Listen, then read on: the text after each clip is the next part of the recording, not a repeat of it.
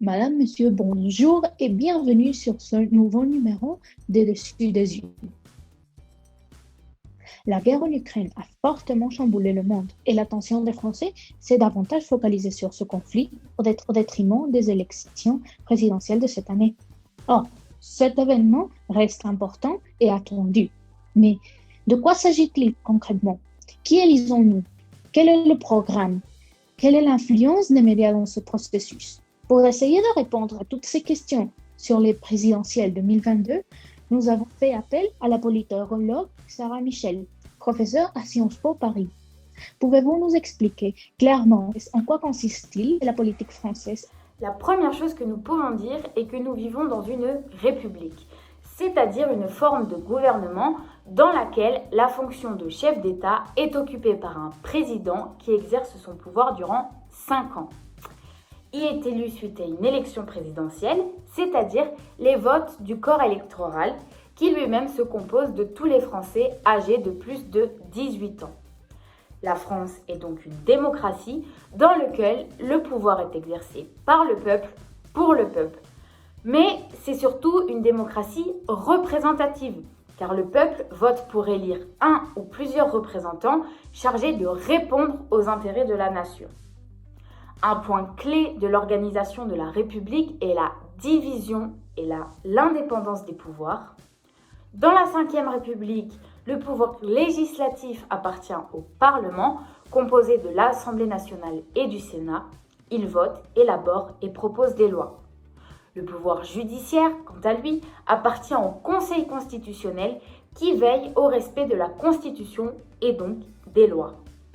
Donc, nous avons déjà pu voir le pouvoir législatif et le pouvoir juridique et à qui appartient-il. Mais il reste le dernier et le plus discuté, n'est-ce pas? En effet, nous avons enfin le pouvoir exécutif qui est détenu par le président. Il a le pouvoir d'agir, de prendre des décisions dans l'intérêt de la République. Il est aussi chargé de nommer un gouvernement, c'est-à-dire un Premier ministre, qui lui-même nommera les autres ministres. La répartition du pouvoir est un point clé, puisqu'ils sont codépendants et assurent la santé de la démocratie. Dans ces élections présidentielles, il y a des dates importantes à retenir. Et c'est le journal Le Monde qui les explique. Le 4 et 7 mars correspondent au moment où les citoyens connaissent la liste officielle des candidats à la présidentielle. Le 10 avril, le premier tour des élections aura lieu dans toute la France, à la fois métropolitaine et en Outre-mer, et les résultats seront annoncés. Si nécessaire, un second tour aura lieu le 24 avril. Ce même jour, nous attendrons tous le décompte partiel par commune.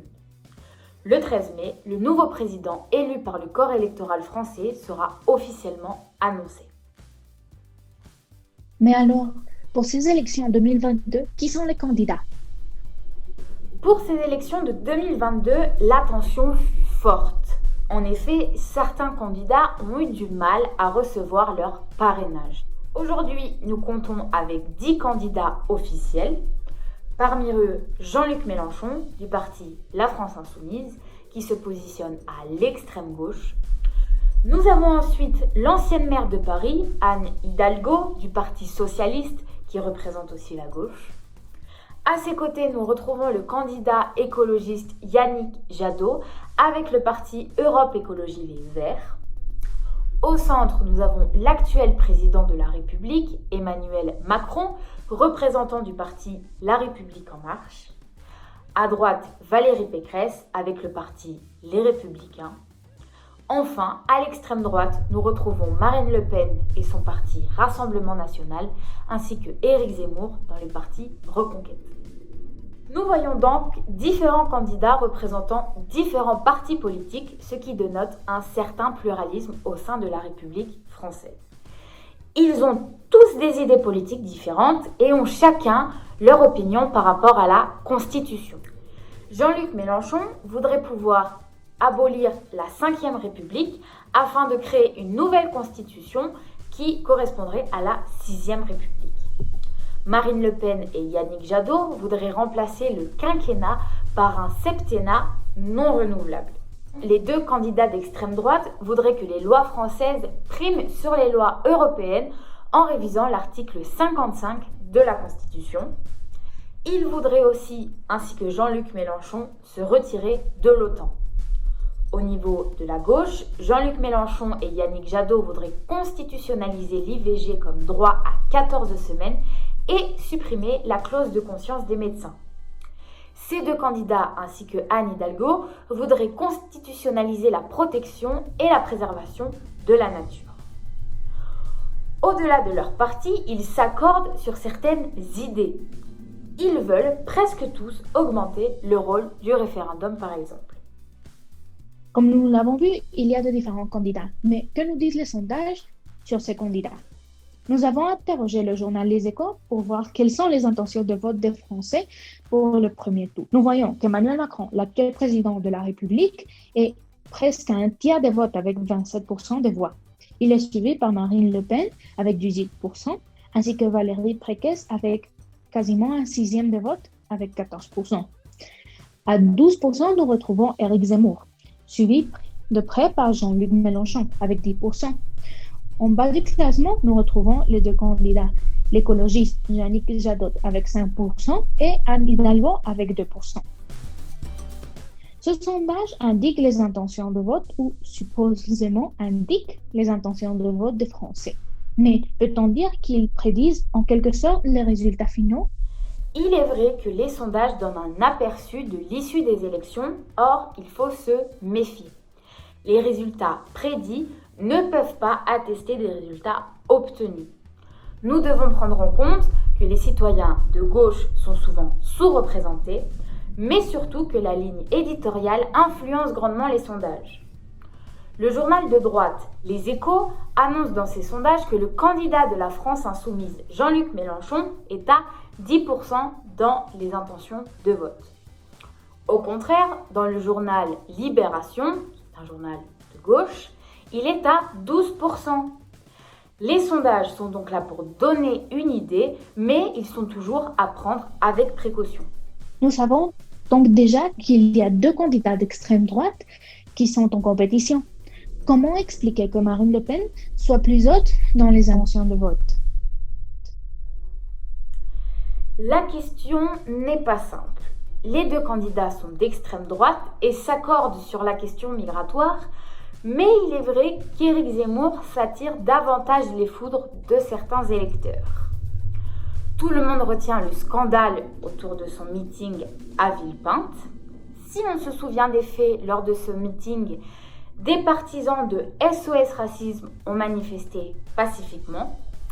Le journal de droite, Le Parisien, défend que l'association fut poussée par un besoin de redonner de l'intérêt et donc nous pourrions parler d'un buzz médiatique.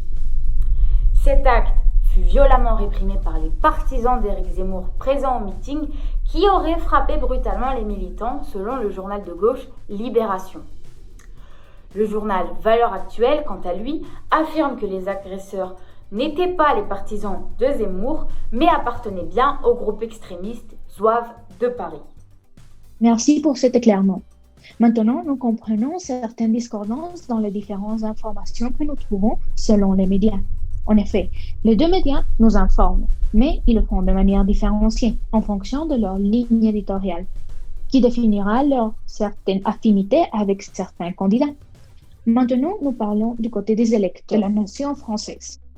On a souvent entendu que les jeunes sont l'avenir. Cela s'applique à la politique et à la démocratie. Pourriez-vous nous expliquer le rapport entre les jeunes et la politique, s'il vous plaît? Contrairement à ce que l'on pense souvent, aujourd'hui les jeunes parlent de politique. Ils sont indirectement impliqués et c'est un sujet qui les intéresse, car beaucoup d'entre eux ont réalisé que leur avenir dépend de leurs décisions. Les jeunes s'impliquent très tôt, par le biais des réseaux sociaux, par l'engagement politique non conventionnel comme les manifestations, les boycotts, les signatures de pétitions ou encore l'engagement dans des associations. Ce sont autant de manières de faire de la politique et de s'impliquer en définissant un certain nombre d'idées précises qui formeront les citoyens de demain. Vous avez mentionné les réseaux sociaux. Je voudrais insister sur ce point. Quelle serait l'influence des réseaux sociaux sur la société et tout particulièrement sur les jeunes? Ces dernières années, les réseaux sociaux ont eu un impact dans la politique, tant du côté des électeurs, notamment les jeunes, que du côté des candidats.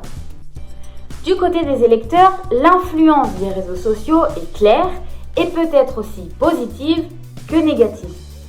Cela dépend du réseau social en question et surtout de l'algorithme utilisé. Certains réseaux, comme YouTube ou encore TikTok, encouragent le débat public entre différentes personnes. Cependant, ils peuvent aussi exercer une influence négative sur la société et sur la santé de la démocratie. Car des algorithmes, comme par exemple celui de Facebook, enferment l'individu dans ses idées politiques et l'excluent du débat en ne montrant pas la diversité d'opinions. Sur les réseaux sociaux, le traitement de l'information n'est soumis à aucune contrainte.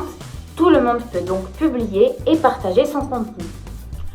Cela conduit donc à une expansion massive de l'information qui n'est pas toujours vérifiée.